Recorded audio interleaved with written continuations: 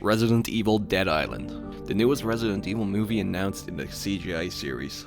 On the 7th of February, a teaser trailer dropped on IGN and Sony's channels. And let's just say, what we saw was... oh, beautiful. In this video, I'm gonna be discussing my finds from this trailer, and a few theories I have for the movie itself. Also forgive me because I will say Dead Island a lot by mistake. Bit of an odd choice, Capcom. Definitely a bit of an odd choice.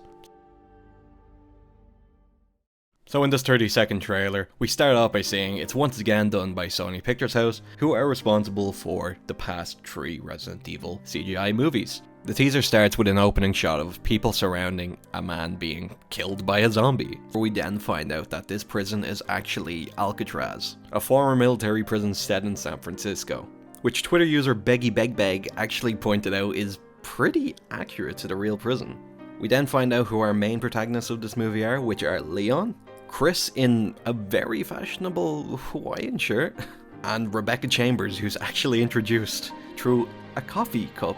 Also, this is just a little extra. Ingribbon on Twitter pointed out that the CM means caramel macchiato, CC means chocolate chips, and WC means whipped cream. That's a little bit of extra information for you guys. Thanks, Kai.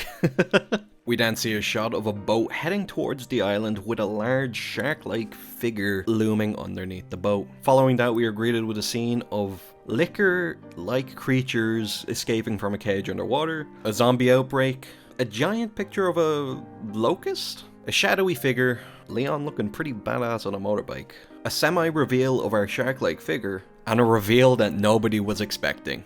It's Jill motherfucking Valentine! It only took him over, like a decade. But yeah, that's kind of what the trailer is. The first thing I want to discuss actually comes in about 19 seconds into the trailer. It's this shadowy figure. This is obviously our main villain of the movie, but who is it? Well, from the looks of it, it's Maria Gomez from Resident Evil Vendetta. Without spoiling too much, Maria Gomez was an associate of Glenn Arias who developed the A virus. Glenn Arias also kept her father alive after an explosion at a wedding, nearly killing him.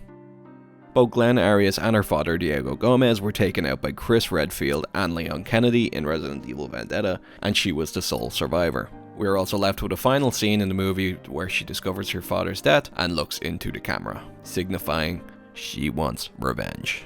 But what are her plans? Her beef is with Chris and Leon. What does Alcatraz have to do with that? I'm not entirely sure what it is yet, but I'm excited to find out though, because this is like one of the rare times that Resident Evil has brought back a villain that isn't Albert Wesker. Chris? Stop it.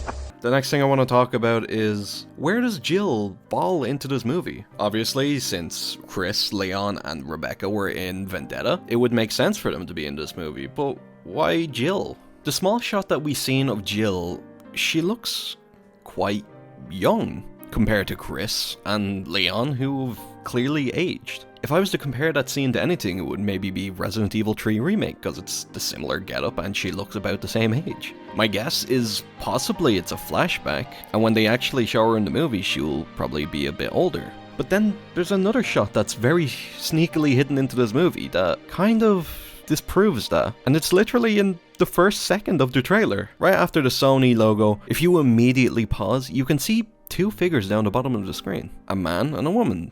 Chris and Jill. We know it's Chris because it's the same Hawaiian top that he's wearing in a later scene. And the hair of the woman is very much Jill's. Unless it's Rebecca? The only other theory is that maybe Jill hasn't aged. There's the possibility that because of the experiments Wesker did on her back in Resi 5, it might have halted her aging. We've already seen something similar to that with Sherry Birkin, who is able to regenerate and even retain her youthfulness after being infected by the G virus. Obviously, it's 2 different viruses that they were infected with, but it's also just a theory. A game theory! The final thing I want to talk about with this movie is obviously our BOWs. Personally, I think the virus that we're looking at in this movie is the A virus once again, or a modified version of it. This virus was created by Glenn Arias and his team back in Resident Evil and Vendetta by taking genes from the Las Plagas and implanting them into a modified version of the T-virus. This kind of just allowed for semi-control over the bioweapons, even though technically not being in control.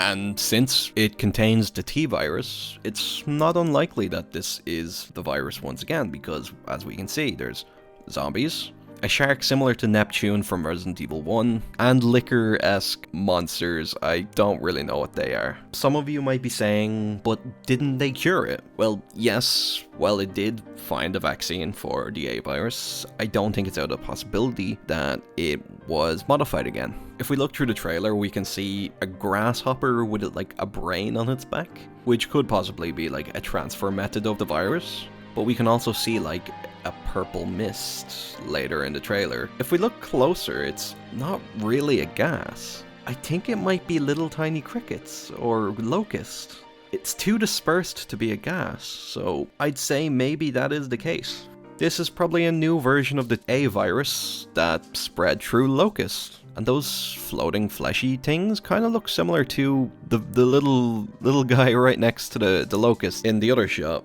And yeah, that's pretty much all I got. I'm really looking forward to this movie, I have to say. That teaser alone has got me hyped. Hopefully they release a release date soon, because all we know for now is it's coming out in summer of 2023. Anyway, I hope you enjoyed this video, maybe learned something, and yeah, I will see you all next time.